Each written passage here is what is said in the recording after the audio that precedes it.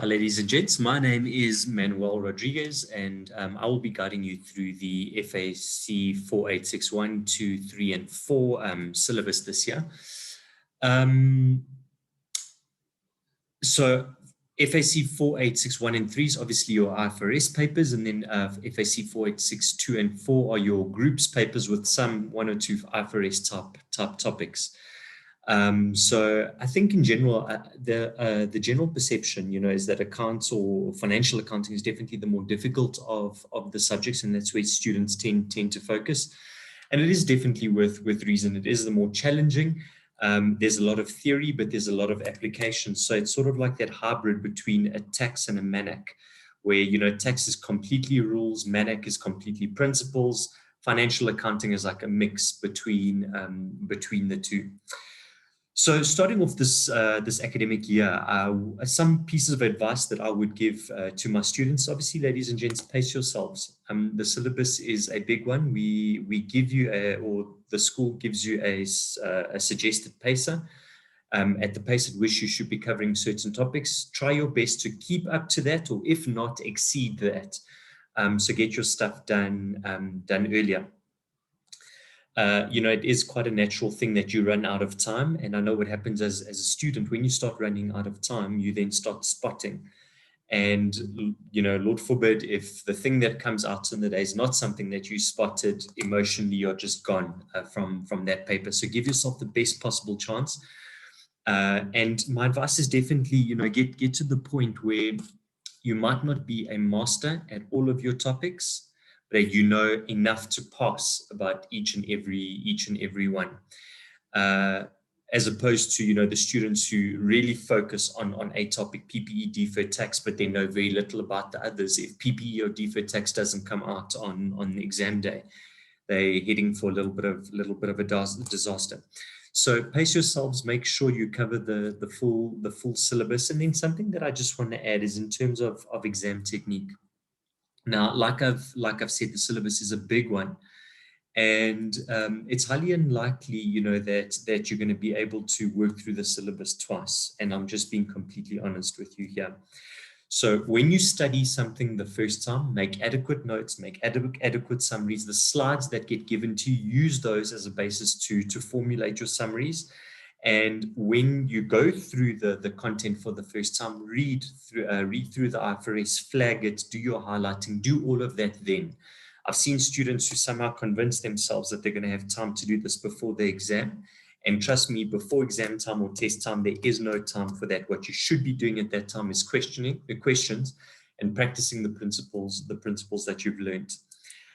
So definitely focus your initial study. So that's why I'm saying do your stuff as early as possible. Make your summary. So then before exam time, you're doing questions and maybe just refreshing what you've studied using those summaries that you've made. Also, one of the things that I find that students do, and I've been doing this for many years, I think since probably 2010, where I've been, offering support programs to students in the fact space.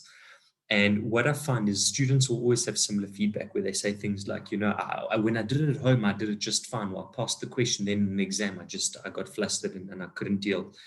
So what you need to remember is that the environment, when you're at home in the comfort of your home, listening to Celine Dion with your cup of coffee, the environment is completely different to exam day. Also exam day, you're already nervous, where at home you're calm, you're thinking clearly and all of that. So what you need to do in order to get yourself exam fit is that you need to start simulating the exam pressure or the pressure that you would feel on exam day.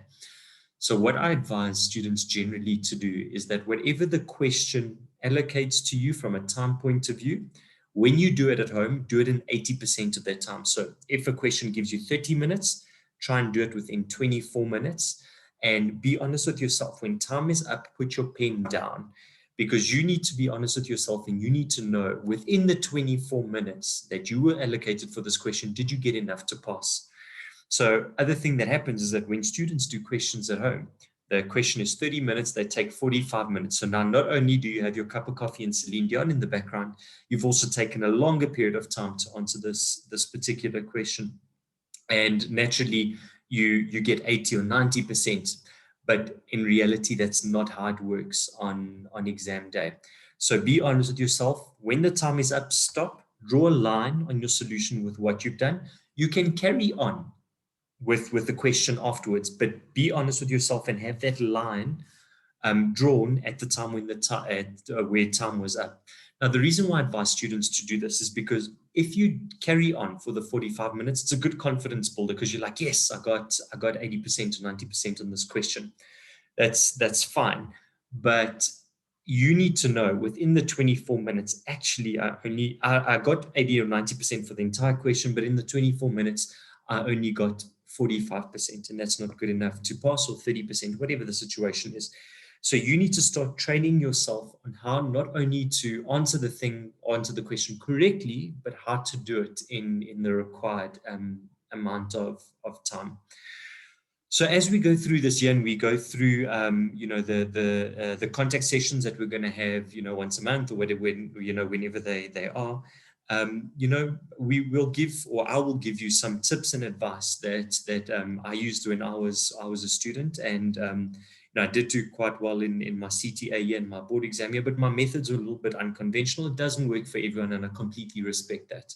But I will share those with you so that you get an opportunity to try those and see if they work for you. But at the end of the day, ladies and gents, it's a question of building exam fitness, and you need to get yourself fit for the exam. In other words, able to sit for that full 3 hours and focus and concentrate, and to think under pressure, and to change your mind, or to change your thinking patterns between subjects. Because what will happen at some point when you get to ITC, all your subjects are going to be thrown into one paper. So part A will be FAC, part B will be MAC.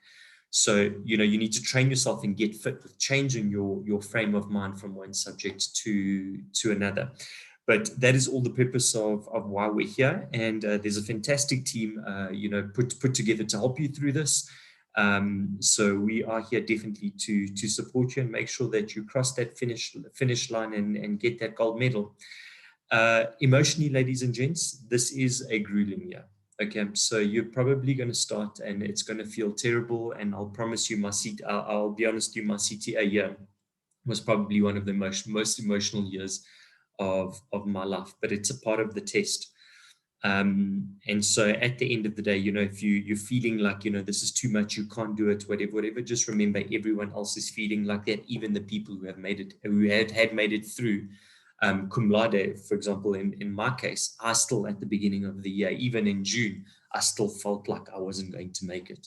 So it is completely natural. Just keep your head down, keep your eye on the goal, and make sure that you cross that finish line.